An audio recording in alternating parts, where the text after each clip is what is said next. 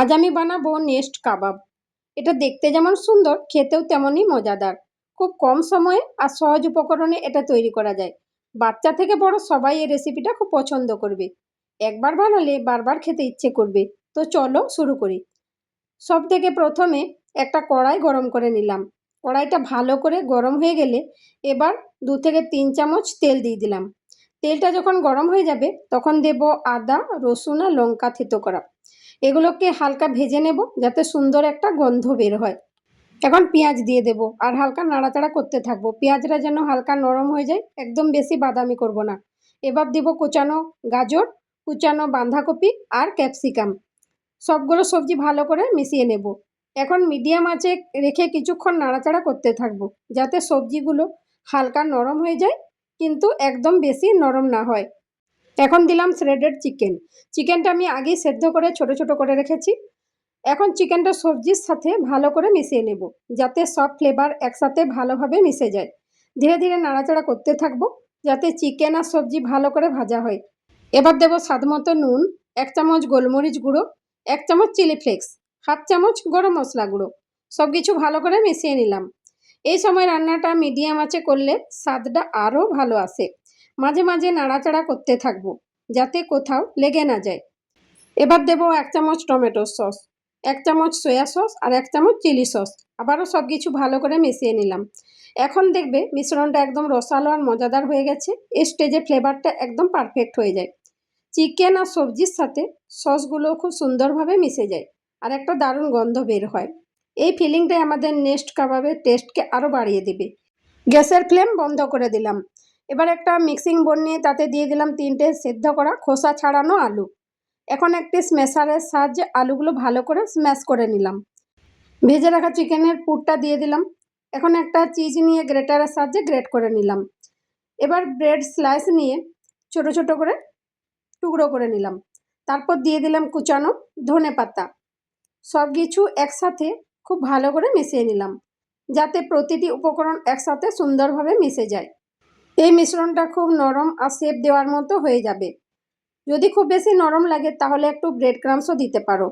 এই স্টেজে মিশ্রণটা একদম পারফেক্ট কনসিস্টেন্সিতে নিয়ে আসতে হবে, তাহলে নেক্সটে শেপ দেওয়া খুব সহজ হবে। এবার আমাদের কাবাব বানানোর জন্য মিশ্রণটা একদম রেডি। চিজটা কাবাবের ভিতরে দিলে দারুণ একটা টেস্ট আসবে, ক্রিমি আর মজাদার হয়ে যাবে। এতে কাবাবের স্বাদ আরও অনেক গুণ বেড়ে যাবে।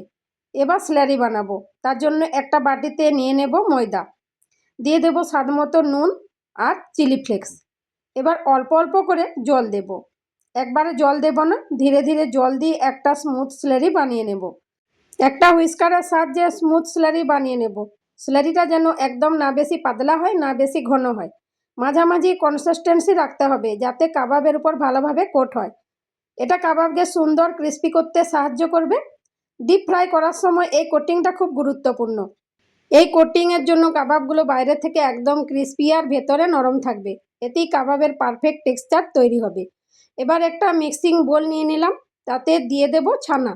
এবার দেব স্বাদমতো নুন আর গোলমরিচ গুঁড়ো, আর অ্যাড করব 2 চামচ কর্নফ্লাওয়ার। এবার হাত দিয়ে সব কিছু ভালো করে মিশিয়ে নেব যাতে মিশ্রণটা একদম মসৃণ হয়ে যায়। এই স্টেজে খেয়াল রাখতে হবে যেন কোনো দানা না থাকে। মিশ্রণটা যত ভালোভাবে মেশাবো তত ভালো শেপ আসবে। কনসিস্টেন্সি এমন রাখতে হবে যাতে সহজে বল বানানো যায়। যদি একটু নরম লাগে তাহলে অল্প কর্নফ্লাওয়ারও দিতে পারো। এবার একটু একটু করে ছানার পোর্শন নিয়ে ছোট ছোট গোল গোল বল বানিয়ে নেব। সব বলগুলো একই সাইজের করার চেষ্টা করবে, তাহলে দেখতে আরও সুন্দর লাগবে আর ভাজতেও সুবিধা হবে। এভাবে একে একে সব বল বানিয়ে নেব। সবগুলো বানানো হয়ে গেছে, এখন সাইডে রেখে দিচ্ছি। এই বলগুলো একটু সেট হতে দিলে কাজ করতে সুবিধা হবে, তাহলে পরে ফ্রাই করার সময় ভেঙে যাবে না। তাই কিছুক্ষণ এইভাবেই রেখে দিচ্ছি। এবার আগে তৈরি করে রাখা আলু আর চিকেনের পুর থেকে একটু নিয়ে নিলাম। প্রথমে হাত দিয়ে গোল করে নিলাম, তারপর ধীরে ধীরে সেটাকে বাটির মতো আকার দিয়ে বানিয়ে নেব। মাঝখানে একটু ফাঁকা জায়গা রেখে শেপটা তৈরি করতে হবে। এভাবেই একে একে সবগুলো বানিয়ে নেব। সবগুলো যেন একই সাইজ আর শেপের হয় সেটা খেয়াল রাখতে হবে। এবার একটা প্লেটে সেমাই নিয়ে নেব, হাত দিয়ে একটু ভেঙে নেব যাতে ছোট ছোট হয়ে যায়। এতে কোটিংটা আরও সুন্দরভাবে বসবে আর কাবাবের উপর একটা দারুণ নেস্টের মতো টেক্সচার আসবে। এবার একটা বানিয়ে রাখা বাটি নিয়ে প্রথমে স্যালারিতে ডিপ করব। তারপর সেমাইতে ভালো করে কোট করে নেব। এভাবে পুরোটা চারদিক ভালো করে কভার করতে হবে, যাতে ফ্রাই করার সময় খুলে না যায়। সবগুলো একইভাবে বানিয়ে নেব। কোটিংটা ঠিক মতো হলে কাবাবগুলো একদম পারফেক্ট হবে। এতে বাইরে ক্রিস্পি আর ভেতরে নরম থাকবে। এবার ফ্রাই করার জন্য একদম রেডি।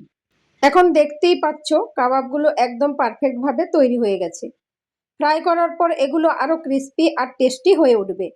এখন কড়াইয়ে তেল দিয়ে দেব। তেল ভালো করে গরম করে নিতে হবে। তেল ঠিকমতো গরম না হলে কাবাব ভেঙে যেতে পারে, তাই মাঝারি থেকে একটু বেশি আঁচে তেল গরম করে নেব। তেল গরম হলে দিয়ে দেব বানিয়ে রাখা ছানার বলগুলো। ভালো করে ফ্রাই করে নেব। ফ্রাই হয়ে গেলে তেলটা ঝরিয়ে তুলে নেব। এই বলগুলো হালকা গোল্ডেন হয়ে এলে বুঝবে ঠিকমতো ফ্রাই হয়েছে। এগুলোই কাবাবের ভেতরের ফিলিংকে আরও টেস্টিও করে তুলবে। এবার বানিয়ে রাখা বাটিগুলো ফ্রাই করার জন্য তেলে দিয়ে দেব। গ্যাসের ফ্লেম মিডিয়াম রাখবো। ধীরে ধীরে ঘুরিয়ে ঘুরিয়ে ফ্রাই করতে হবে। ফ্রাই হয়ে গেছে, এবার তেল ঝরিয়ে তুলে নেব। একটু সময় নিয়ে তেলটা ভালো করে ঝরিয়ে নিতে হবে, যাতে বাড়তি তেল না থাকে। কাবাবগুলো সুন্দর গোল্ডেন ব্রাউন হয়ে গেছে। এই রংটাই পারফেক্ট ফ্রাই হওয়ার লক্ষণ। এখন এগুলোকে একটা টিস্যু পেপারের উপর রেখে দেব, যাতে বাড়তি তেলটা শুষে নেয়। এতে কাবাবগুলো আরও ক্রিস্পি থাকবে। এভাবেই একে একে বাকি সবগুলো ফ্রাই করে নেব। একসাথে বেশি না দিয়ে অল্প অল্প করে ফ্রাই করলে ভালো রেজাল্ট পাওয়া যায়। ফ্রাই করার সময় আঁচটা মিডিয়ামে রাখবে, তাহলে ভেতরটা ভালোভাবে ফ্রাই হবে আর বাইরে সুন্দর ক্রিস্পি হবে। এভাবে সবগুলো কাবাব পারফেক্টভাবে ফ্রাই করে নেব। কাবাবগুলো ফ্রাই হয়ে গেছে, পরিবেশনের জন্য একদম রেডি। কাবাবগুলো একটা প্লেটে সুন্দর করে সাজিয়ে নেব। উপর থেকে দিয়ে দেব মিষ্টি চাটনি। এবার দিয়ে দেব ছানার বলগুলো। দেখতে আরও সুন্দর লাগার জন্য দিয়ে দেব ধনেপাতা। দেখতে একদম পাখির বাসার মতো লাগছে, মনে হচ্ছে যেন ভেতরে ছোট ছোট ডিম রাখা আছে। প্রেজেন্টেশনটা একদম ইউনিক আর আকর্ষণীয় হয়েছে। পার্টি বা গেস্টদের সামনে পরিবেশন করলেও দারুণ লাগবে। দেখতেই যেমন সুন্দর, খেতেও তেমনই মজাদার। এখন একটা ভেঙে দেখাচ্ছি।